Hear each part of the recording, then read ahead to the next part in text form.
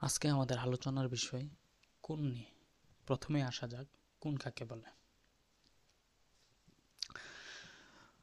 একই সমতলে দুটি রশ্মি একটি বিন্দুতে মিলিত হলে সৃষ্ট ব্যবধান বা ঘূর্ণন মাত্রাকে কোণ বলে। অর্থাৎ মনে করেন এটা আমাদের একটা তল, এই তলে একই সমতলে দুটি রশ্মি, তাইলে আমি একটা রশ্মি আঁকলাম, এটা একটা রশ্মি এবং এটা একটা রশ্মি, দুইটা রশ্মি আঁকলাম।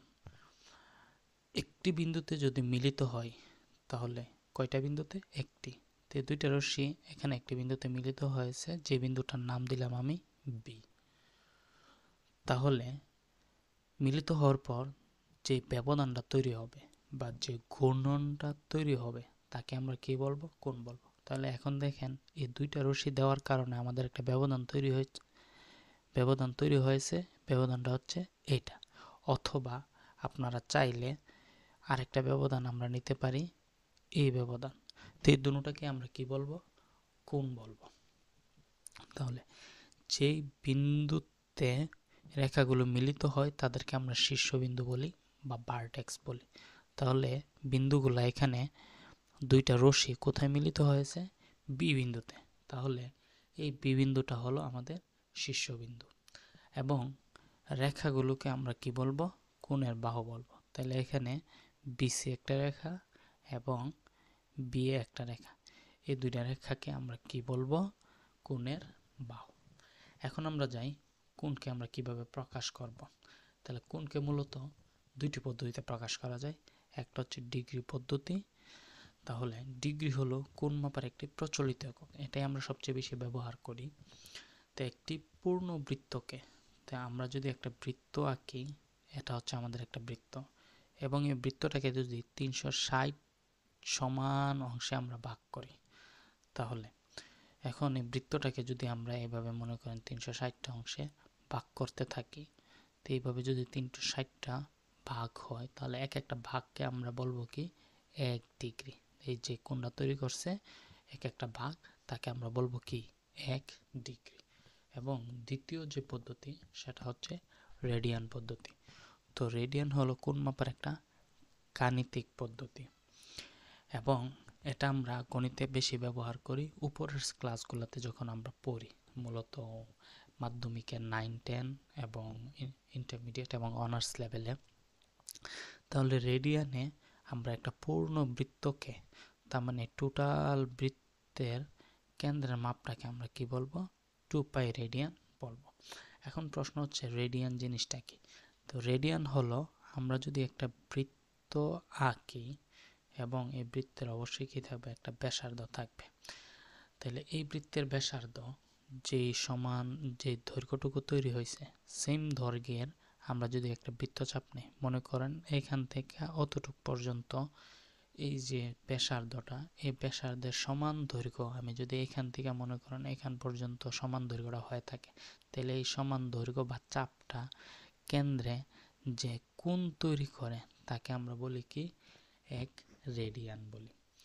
তাহলে রেডিয়ানে আমরা কোণকে প্রকাশ করতে পারি। তাহলে ডিগ্রি এবং রেডিয়ান এই দুটার মধ্যে সম্পর্ক কি?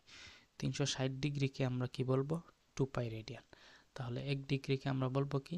π/180 রেডিয়ান।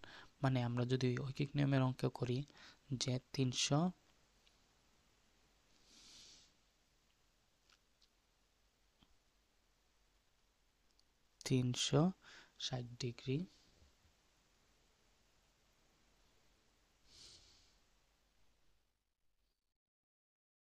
সমান আমাদের যদি 2π রেডিয়ান হয়, তাহলে 1 ডিগ্রি সমান 2π রেডিয়ান বাই 360।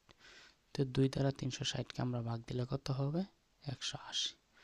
তার মানে π/180 রেডিয়ান। তাহলে 1 ডিগ্রি সমান π/180 রেডিয়ান। অথবা রেডিয়ান যদি থাকে তাহলে তাকে আমরা যদি ডিগ্রিতে প্রকাশ করতে চাই তাহলে 1 রেডিয়ান সমান 180/π রেডিয়ান। এখন আমরা বিভিন্ন প্রকার কোণ সম্পর্কে জানব। তাহলে আসুন জেনে নেওয়া যাক, এটা আমাদের ইম্পর্টেন্ট টপিক। তাহলে একেবারে শুরু থেকে শুরু করি। যেমন সূক্ষ্মকোণ, তাহলে সূক্ষ্ম মানে কি বোঝায়? ছোট বোঝায়। তাহলে সূক্ষ্মকোণ মানে কত? তো 0 ডিগ্রি অপেক্ষা বড় কিন্তু 90 ডিগ্রি থেকে ছোট, তাকে আমরা সূক্ষ্ম বলবো। আমরা এখানে ব্যবহার করে রাখছি যে 0 ডিগ্রি থেকে বড় হবে এবং 90 ডিগ্রি থেকে ছোট হবে। এই যে এটা আমাদের চিহ্ন। তো 0 ডিগ্রি থেকে বড় হবে, 90 ডিগ্রি থেকে কি হবে? ছোট হবে। তাহলে তাকে আমরা বলবো কি? সূক্ষ্ম। সূক্ষ্ম অর্থই কি? ছোট। তারপরে সমকোণ মানে সমান কোণ, অর্থাৎ 90 ডিগ্রি সমান কোণকে আমরা কি বলবো? সমকোণ বলবো। তাহলে সমকোণের প্রতীকটা একটু খেয়াল করেন যে সমকোণ যদি আমরা বোঝাতে চাই তাহলে সবসময় কোণের মধ্যে কি থাকবে? এরকম একটা বক্স চিহ্ন থাকবে। এটাই আমাদের সমকোণের প্রতীক। তারপরে স্থূলকোণ। স্থূল মানে বড়, স্থূল মানে কি? বড়। তাহলে সে কতটুকু বড়? তার মানে 90 থেকে বড় হবে কিন্তু 180 থেকে কি হবে? ছোট হবে। তাহলে আমরা একটু আগে পড়ছি যে এটা হচ্ছে আমাদের 90 ডিগ্রি কোণ, তাই না? তো 90 থেকে যদি ছোট হয়, এই যে এটা হচ্ছে আমাদের 90 ডিগ্রি, 90 থেকে আমরা ছোট কোণ দিলাম, তাহলে এটা হচ্ছে সূক্ষ্মকোণ, এটা হচ্ছে সমকোণ। আর 90 থেকে যদি আমরা বড় দিই তাহলে এটা হয়ে যাবে কি? আমাদের স্থূলকোণ। ওকে, তাহলে স্থূলকোণটা 90 ডিগ্রি থেকে কি হবে? বড় হবে, আর 180 থেকে কি হবে? ছোট হবে। তারপরে আমরা যাই সরল কোণ।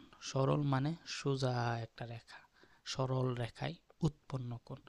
তাহলে সরল রেখায়, এই যে এটা যদি আমাদের সরল রেখা হয় তাহলে সরল রেখায় যে কোণটা তৈরি হয় এটা মূলত 180 ডিগ্রি কোণ তৈরি হয়। তাহলে 180 এর সমান কোণকে আমরা কি বলবো? সরল কোণ বলবো। তাহলে দেখেন এই 4টা কোণ কিন্তু আমাদের খুব সহজে শেখা হয়ে যাচ্ছে। জাস্ট আমরা একটু মনে রাখবো। 0 থেকে বড়, 90 থেকে ছোট সূক্ষ্মকোণ, একেবারে 90 এর সমান সমকোণ, আবার 90 থেকে বড় 180 থেকে ছোট, এটি হচ্ছে স্থূলকোণ, সমান 180, তাহলে সরল কোণ। এখন 180 থেকে যদি বড় হয় তাহলে তাকে আমরা কি বলবো? তাহলে 180 থেকে যদি বড় হয় আর 360 থেকে যদি ছোট হয় তাহলে তাকে আমরা বলবো প্রবৃদ্ধ কোণ। তাহলে প্রবৃদ্ধ কোণ কি? 180 থেকে কি? বড়, আর 360 থেকে কি হবে? ছোট। তাহলে তাকে আমরা বলবো কি? প্রবৃদ্ধ কোণ। তাহলে মোটামুটি আমাদের 5টা কোণ ক্লিয়ার হয়ে গেল। 0 থেকে শুরু করে 360 রেঞ্জের ভিতরে আমরা 5টা কোণ পড়ে ফেললাম। এরপরে পূরক কোণ। তো পূরক কোণ হচ্ছে, মনে করেন এটা একটা সমকোণ, তার মানে পুরোটা কোণ 90 ডিগ্রি।